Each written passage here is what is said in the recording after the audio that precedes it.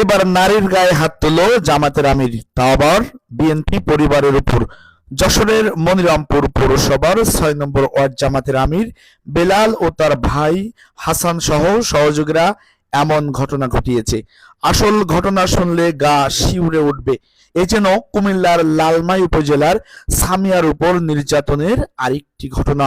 মনিরামপুরের জোয়ানপুর গ্রামে মিমের সন্তানকে তার সৎ মা নির্যাতন করে চলেছে প্রতিনিয়ত। শিশু সন্তান আর যেতে চান না তার সৎ মায়ের কাছে। দাদি জেসমিন, দাদা আসগার আর চাচা রাকিব শিশু সন্তানকে নিজেদের কাছে রাখতে চান, আর এতেই বাদ সাধে সৎ মা আর ওয়ার্ড জামাতের আমির ও তার ভাই। সৎ মায়ের নির্যাতনের হাত থেকে রক্ষা করার জন্য মন প্রাণ দিয়ে চেষ্টা চালালেও সৎ মার বেলাল হাসান সহ সেটাকে ক্ষমতার দাপটে যা ইচ্ছে তাই করে চলেছে জামাতের এই আমির।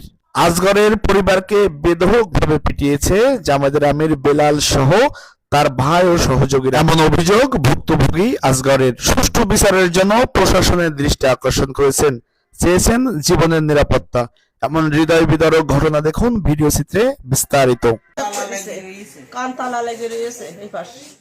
কেন মেরেছে আপনাকে?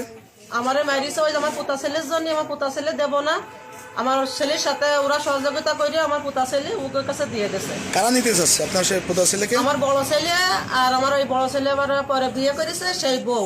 সৎ মা? হ্যাঁ, অত্যাচার করে। আমার ওই অত্যাচার করে? হ্যাঁ, চোখে গুঁতো মারিলো, এই মাঝে করে গলা টিপে ধরেছে।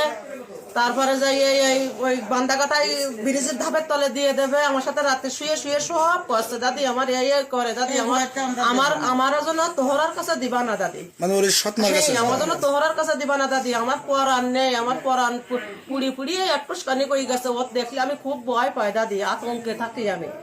ও তার আমরা শিখই দিইনি। পাড়ার যে লোকটা যাচ্ছে সেই লোকটার সাথে ওই একই কথা যে আমি আর তোহরার কাছে যাবো না, আমারে মারে, আমারে খুব মারা মারে। এই জন্য আপনারা দিতে চাচ্ছেন? হ্যাঁ, যে আমি ওর কাছে আমার ছেলের কাছে দেব না, আমি মানুষ করবো তাই আপনারা মেরে এই জন্য আমার ছেলে মেরেছে কি? আমার ছেলের সাথে আমার ওই পোতা ছেলেরা টানাটানি করতেছিস যে ও কাছে আমি নিয়ে যাবো। আমি কাছে আমি পোতা ছেলে আমি তোর দেবো না, তুই বিয়ে করেছিস পরে তুই তোর বউ নিয়ে সংসার করে খাইগে। এবারে আতাহাতি হচ্ছে। এখন আমার ছোট মামা এসে আমার প্রথমে কানে ঘুষি মেরেছে। আমার মা ঠেকাতে গেছে, আমার মার একজনকে দেয়ালের সাথে এরকম মাথা ঘাট হয়েছে। এবার আমার ছোট মামার এরকম মাছ দেখে আমার মাঝি মামা আসে। এবার মনে করেন যে 15-20 কাজ ছেড়ি আমার যখন মাইতিস এখন আমার ছেলে তারা বসে থাকে না। আমার ছেলের আজ 2 দিন হয়েছে, ঈদের দিন রাত্রি বাড়ি আসছি হসপিটাল থেকে।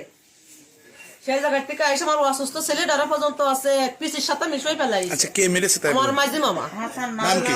বিল্লা।